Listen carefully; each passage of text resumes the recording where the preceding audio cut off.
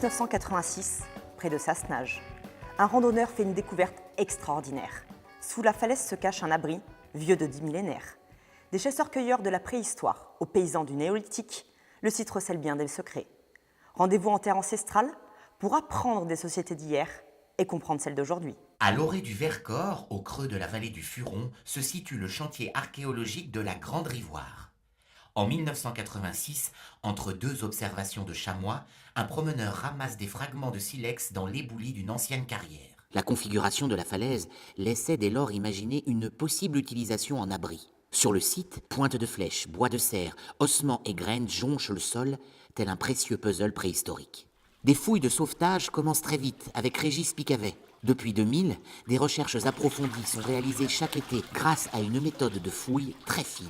Véritable tranche de vie, le site raconte, à travers les objets récoltés, comment cet abri sous roche est passé de camp de chasse temporaire à bergerie. Les hommes viennent, s'installent pour quelques jours ou quelques mois, et les déchets s'accumulent, constituant au fil du temps un dépôt de 6 mètres de hauteur. La méthode de fouille mise au point permet de remonter le temps couche par couche. Tous les sédiments qui sont extraits de nos surfaces de fouilles sont ensuite tamisés, sur des tamis à maille fine, de 1 mm pour la plus fine, afin de récolter tous les tout petits vestiges qui n'ont pas pu être vus par les fouilleurs sur le terrain.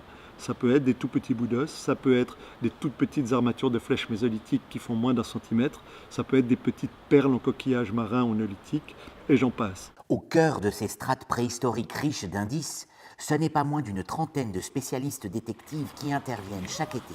Tels des chercheurs d'or, ils passent la terre au tamis. Le trésor n'est cependant pas la précieuse pépite, mais des preuves sédimentaires qui permettent de comprendre les mutations des sociétés de la préhistoire. Ainsi, les céramiques perforées trouvées sur place indiquent que l'abri serait devenu au fil du temps une bergerie où l'on fabriquait du fromage, témoignant du développement des activités pastorales. Autant de pièces à conviction qui permettent de mettre en lumière le changement de vie des hommes entre le Mésolithique et le Néolithique. Les chasseurs-cueilleurs présents il y a 10 000 ans laissent place à une société pastorale alpine entre 5000 et 2500 avant Jésus-Christ. Mais l'enquête est loin d'être finie. De nombreuses couches sédimentaires doivent encore être fouillées pour découvrir les derniers éléments qui permettraient de compléter ce tableau de la préhistoire humaine. Voilà 17 ans que la Grande Rivoire est passée au tamis et à l'aspirateur par Pierre-Yves Nicot et son équipe. Avant de rendre le site à la nature, ils souhaitent poursuivre leurs investigations. Les restitutions au public seront nombreuses. Expositions, conférences, publications. Elles insisteront sur cette question fondamentale qu'est le passage du nomadisme à la sédentarisation, racine de notre civilisation. Un dossier fouillé à Sassenage, en Isère.